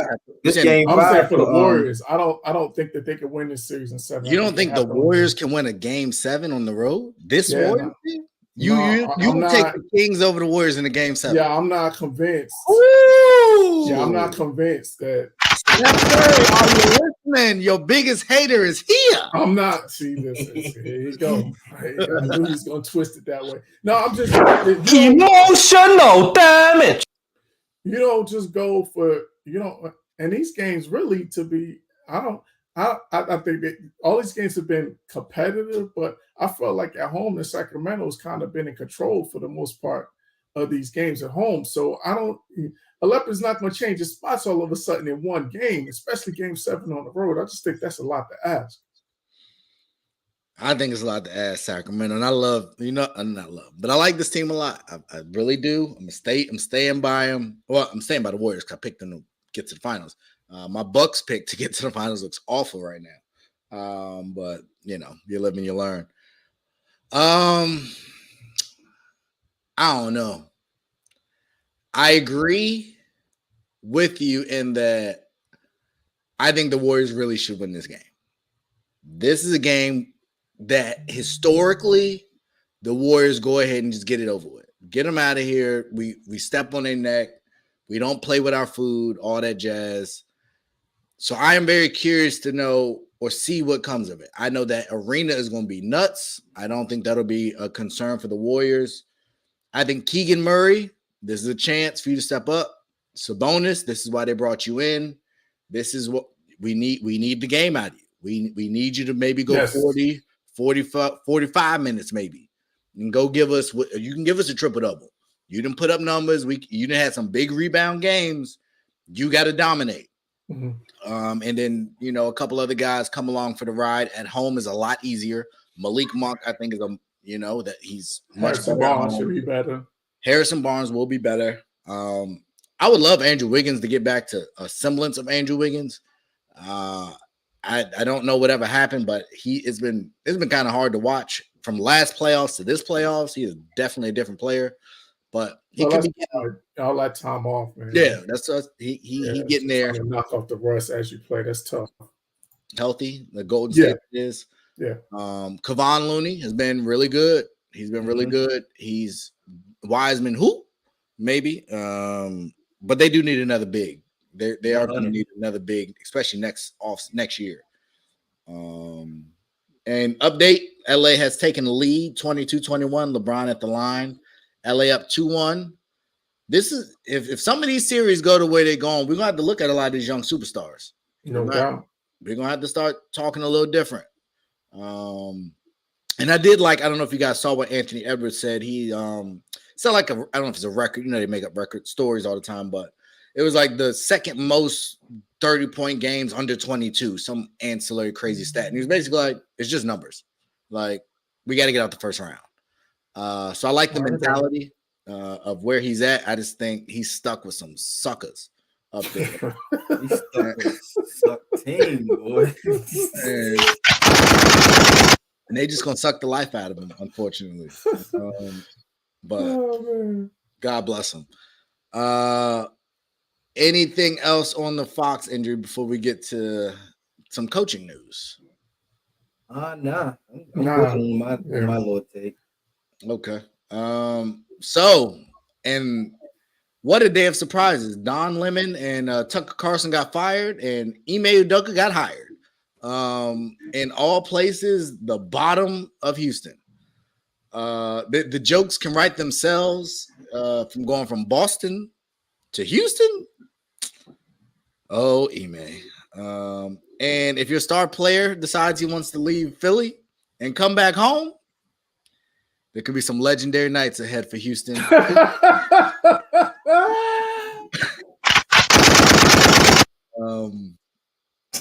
Ladies, I couldn't even finish reading this daggone thing.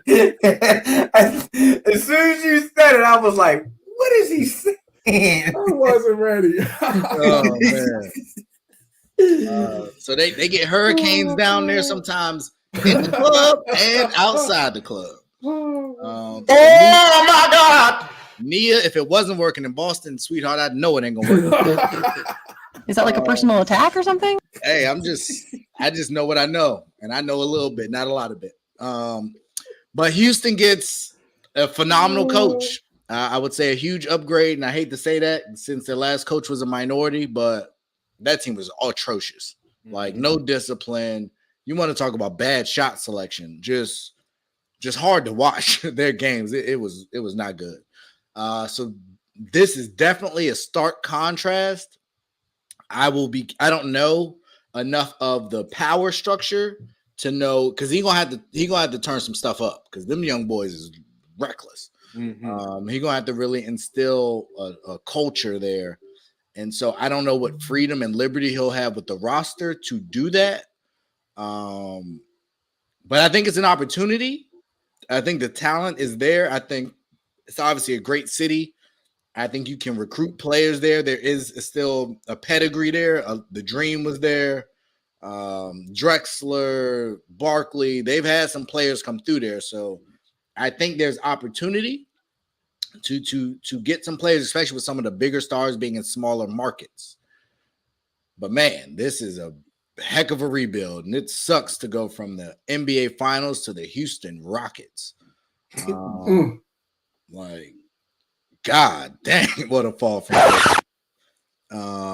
but that's my 2 cents. Dev, I'll start with you. What do you think of the hire, and what do you think comes of Houston? For Houston, man, that's a great move. You need somebody with strong coaching, strong coaching and personality. Somebody who knows how to deal with two upcoming stars, because that's what he had in Boston with Jason Tatum and Jaylen Brown. And like you said, Ray, this is a time where Houston can start building their culture, and I think you picked the right guy to start building your culture around. Like you said, it's a lot of raw talent down there. It's a lot of guys that need some guidance, and I had spoke about this on my last episode, because I seen that even the Raptors was considering bringing him in for an interview.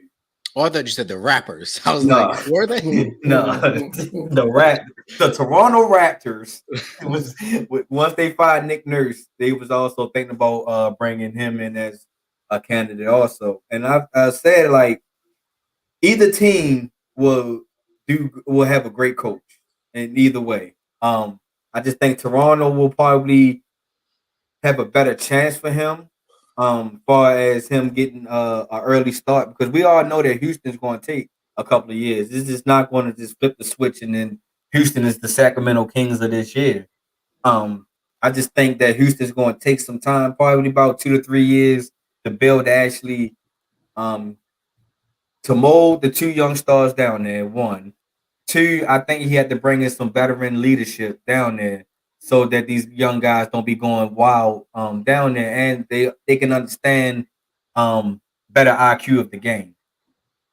So I think that's where Houston is most definitely going to be starting at. I still see them as the 14th seed in the West, or the 13th seed in the West still next year. But it's a great start with Coach Udoka. Okay. Kenny, what you got? Yeah, I think that Deb nailed it. I think the biggest thing is two things for me. The two biggest things is that he's going to hold those young guys accountable. Like, that's what he was known for during his time with the Celtics, that he really, held those guys, the Jaylen Browns, the Jason Tatums of the world, the Marcus Smarts of the world. He held those guys accountable. So, they're a little further on in their careers, but they're still relatively young. So I think the fact that he already has that experience. And I think the second thing is that with those young guys, well, another strength of Coach Udoka is his ability to work in on film. He was known very well, especially in his time in Brooklyn. That was one of the reasons why they were thinking about bringing him when they fired Steve Nash. They was thinking about bringing him back because the players loved the work that he did with them in terms of film. So I think that that's going to be a really huge asset for him, especially with young guys. Like, you got to show those guys on film a lot of times what they're doing, because they don't see it. They have to see it on film to see, the things that they can improve upon. To Dev's point about IQ and understanding time and score and situations and how to, attack defenses and things of that sort. So I just think that those two things are really huge. And then the last thing for me is I just hope that he gets I didn't see that they haven't announced the terms, but I hope they give him at least 4 or 5 year contract to really give him the time to be able to build the culture there, because I think that's what you're going to have to do, especially with a young team like that, to Dev's point about bringing in the right mix of veterans to be able to mix with that young talent, to be able to build the culture, to be able to build a system, to be able to build, just a team. So I think that's gonna be really key, and I hope that they really give him the time that he needs to be able to build that culture and build that roster to where they could become a contender in the West. So I'm just happy he got another chance. Mm-hmm. Damn. No, I agree with you 100%. I am glad that he got another chance. Chill out. Yeah. Chill out. So with that being said, one of the fastest way to change culture is to bring in veterans. See Udonis Haslem, who won't leave. Do you see a scenario in a Russell Westbrook, James Harden reunion to help show the young guards how to play together, potentially with Udoka leading the charge? And Russ has shown and been willing to potentially come off the bench. No, I think Russ gonna stay. I think Russ gonna stay in the Clippers. Yeah, that's a dying ship. That's a sinking ship. But I think he's still a starter there. You know what I mean? I'm not saying that he can't play off the bench, because we've seen that he can play off the bench, but to play behind what's that, Jalen Green and so I'll frame it this way real quick. KPJ. If you look at the West next year, who scares you? Far as anybody? Dallas is probably getting blown up. Phoenix probably still scares you. CP3 is gone. So But they still, still got what's the little guard, little left hand guard. Campaign. Campaign. I don't believe in him. I think he can. And if you start him, then your bench gets even weaker. It does, but I think that's what they do in the offseason is that they address the bench. Denver, I'm not overly concerned. So we got to see them do it first. The Sacramento, Damian, excuse me. Yes, I was thinking them, but I need to see. I need to see something next year. I need to see something next year before I can automatically give them. Golden State, by all accounts, may lose Clay and Draymond or some combination. I think Iggy's definitely done. So my point is, I think Draymond is done also. Yeah. If I'm one of these superstars, if I'm Trae Young, if I'm James Harden, if I'm Russell Westbrook, and I'm looking at the West, I think the Lakers will get older as well. They got a bunch of one-year contracts again. It's not as if Houston can't beat Sacramento. If you get enough of the pieces with the right coaching, I don't think it's hard to envision a team jumping or having a huge turnaround, because I don't think the West, as deep as it is, I don't think there's any preeminence there's no team that scares me today. There's not a single individual star that this ain't LeBron in Cleveland in the early mid 2000s. So if I'm Houston, I think there's a lot of opportunities out there. New Orleans got some young talent. There's a lot of young talent, a lot of places with some veterans that I think you can turn it around very quickly, especially with I think Russell Westbrook's value has increased again. I think this move to the bench and how he's played even in these playoffs, I think his value's up. And so I'll be curious to see what Houston, how they look at this offseason. But you didn't hire this coach to just rebuild. I think this was a decision made where, one, you got good relationships with players. By all accounts, Brooklyn wanted him to come in. Kyrie's available next summer. There's just a lot of options when you go get this coach with that conference with that much cap space, because they ain't really paying nobody. I think they paid Jalen Green. They maxed him out. But I think you keep him, but you can move he's still on his rookie deal. So then one of the young guys there got paid. It's Jalen Green. So I think both of them, one came in they came in after a year behind each other. Hold on. I could have sworn they paid one of them, and I didn't love it, but I understood it because they ain't had nobody else to pay. I think Kevin Porter Jr. Who came out the G League again? I think that's Kevin Porter Jr. I think he got a deal. Did he get it? Okay. I think it's him. I'll maybe try and keep looking for it. But I think let me say this. I like the hire. I think he's a great coach. But I think my issue is and continues to be, if you want to know how to get combo guards, these shoot first guards to work, there's a guy that did it. And no, everybody ain't Stephen Clay.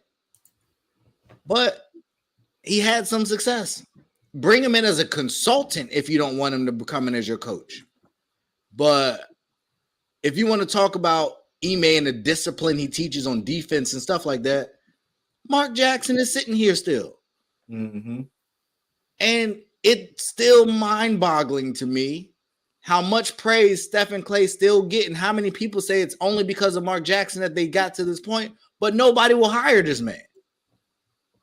And that goes back to that antiquated, outdated thinking. If it's about his faith, who cares? Do you want to win or not? We ain't got a bunch of choir boys running these teams. We've learned that. These coaches ain't world-class, upstanding citizens. We joked on Ime, but it was kind of crazy what he was doing. And there's a whole lot more of that. So this idea that we just got to take this hard stance against Mark Jackson, like, what are we talking about? And what are these idiot billionaires that's running these teams that most of them would be an upgrade to your coaching staff? Like, I think Mark Jackson want more than just the head coaching thing. If he can't get a job, or he just actually picking, it's Eric Bieniemy, except Eric Bieniemy didn't even get a head coaching job. At least Mark got one, and he wasn't that bad. I could see if he was But there was a second round team during his 10 They were tenure there. they were trending up or something like that. Yeah, they were trending up, but it's too many young guards that would learn so much from him. Oh my gosh! Like the same way we give Akeem credit in I'm not comparing the two as far as in relation to a position, but you can't tell me there's not insight that he can't be given to these young guards. Mm-hmm. And the fact that no one seems to want to bring him in, I'm really disappointed, and I don't get it. Like it ain't that bad. Like I get it, but sheesh. Quick update: Lakers are taking control here. 80's down. And 80 is down. Nah, this ain't that bad. LeBron, like, come on, who that? Dennis, true. Get up. That hurt a little bit, but he right. Yeah, but he right. So yeah, 38-29. Lakers. He's still wincing. Come on, 80. Yeah, he just hit the basket. He hit the bottom basket, probably back a little tight, and that hurt a little bit. And I'm not gonna say that because didn't Patrick Ewing just get fired from Georgetown? Was he the coach? I think he's still down in Georgetown. Yeah. No, he got fired. Oh, okay. Got fired. I thought so. He was trash. I ain't gonna hold you. He was pretty bad. He wasn't getting no good recruits down there. Yeah, he had that one run to the tournament that one year when you're on the Big East, and it went downhill from there. After Big John left, so did all the recruits. They just can't get the get right. Premier guys. So yeah, that's where we at. Draft is this weekend. This Thursday. This Thursday. Oh, so Thursday. We should be on actually while that's going on. That'll be cool. Yeah. So I guess we'll have a real talk draft show. It'll probably start before we get on because we come on at 9. Well, yeah, we'll react. The draft starts at 8. Yeah. So we can react. So by the time we get on, it should be about 4. All right. Well, yeah, since it'll already start by the time we get on. So. This shouldn't be too far in because some picks is like 15 minutes. Yeah, that's why I said it's gonna be like the 4th pick or something. It'll be right in the heart of it. So what are we thinking? We got Aaron Rodgers traded. Any more trades happening? We think it's gonna be slow. We got anybody jumping up? What kind of first round shenanigans we got coming on? I want to say D-Hop will get traded. But I just don't know where yet.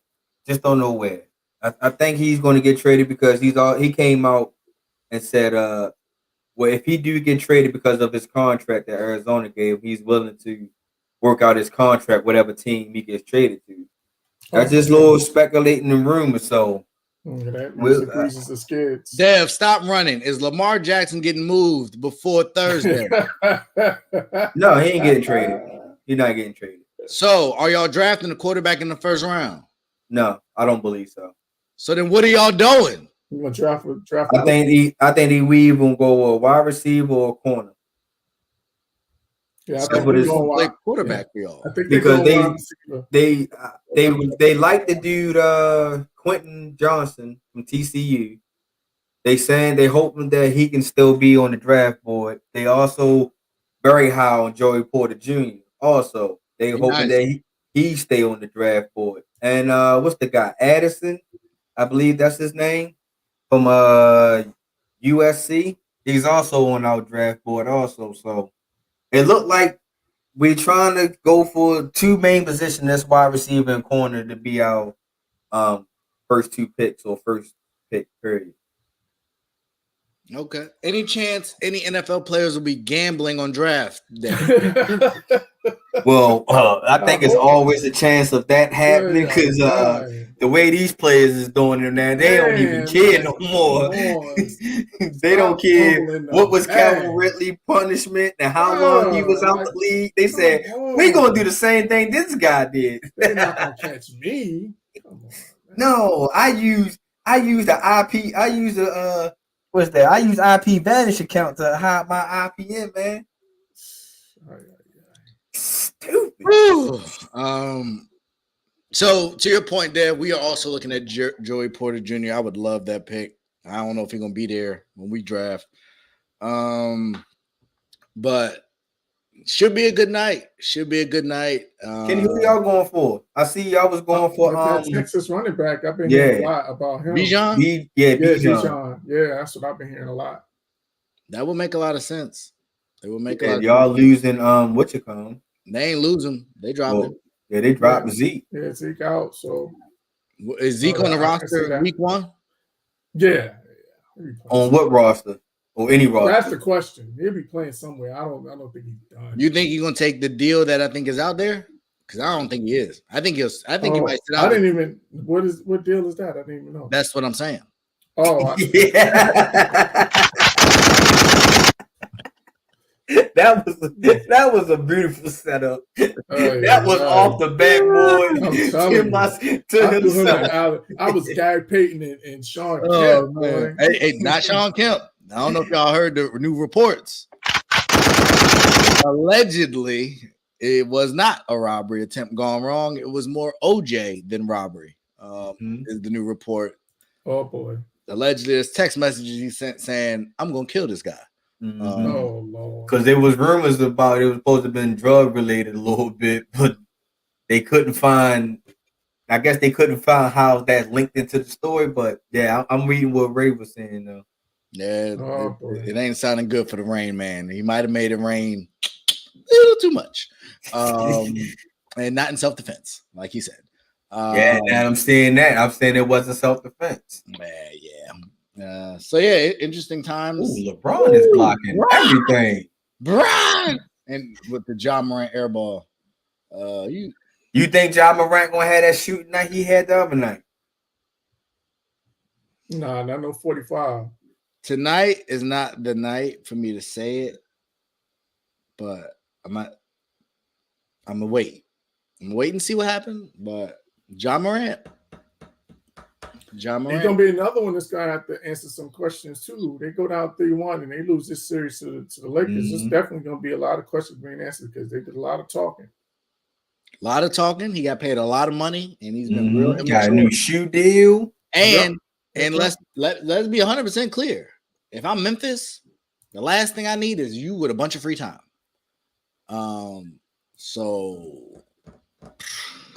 You think Memphis going to like kind of set some things up in the off season for him to kind of? You already gave him the money. I'm just saying, but still, do you think still there's like some like type of guidelines? Yeah, you know how you try to help him along, stay on the right path. I could see something like that. Remember Steven Adams tried that? Ooh, LeBron, he putting up the finger tonight. No. You know LeBron's a great chase down blocker, so yeah, he didn't even get up that high this time. He didn't. But it don't matter. You see, Father Time is slowly catching up to him, boy. That's one word to use. But 9-8 is a good start, big start for sure. Yeah. With 3 blocks, Dylan Brooks. It's a block party. Everybody's invited.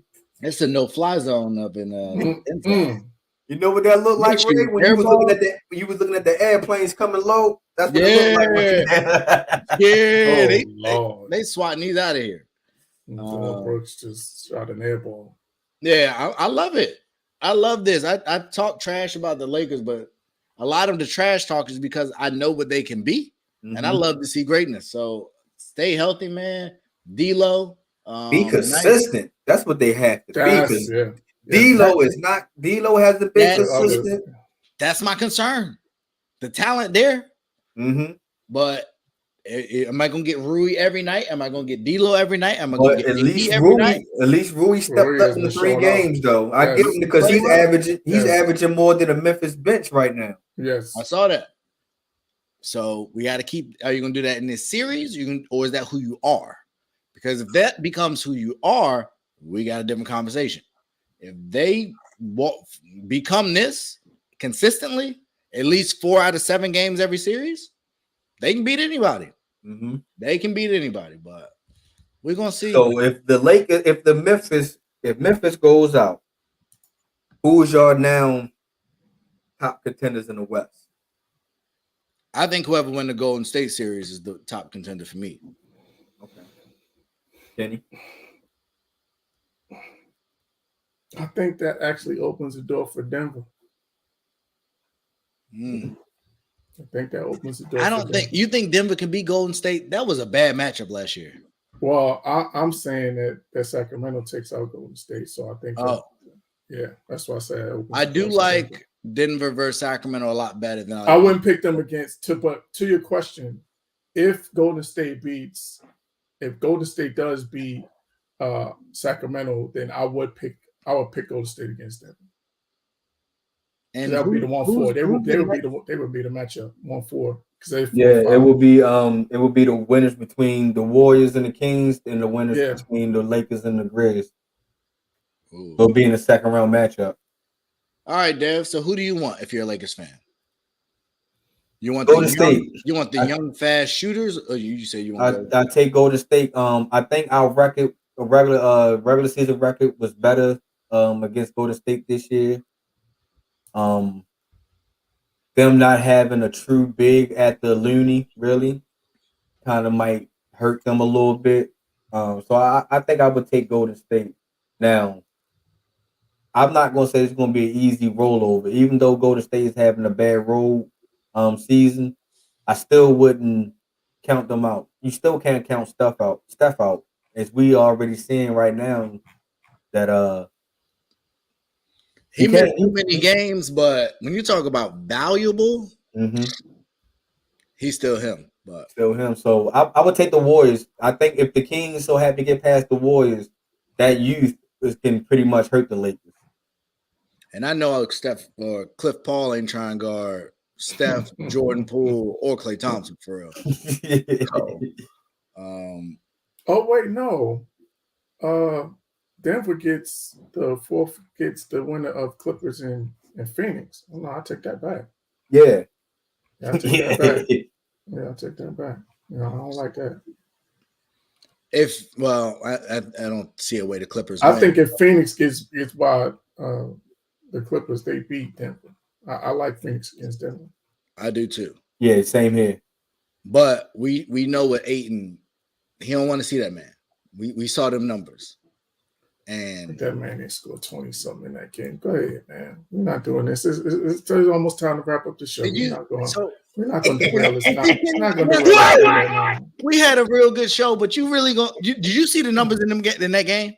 We're not going to derail. You remember that? Act like he ain't scored 20-something points. Yeah, he did score 20, but he gave up like 50 in a triple-double.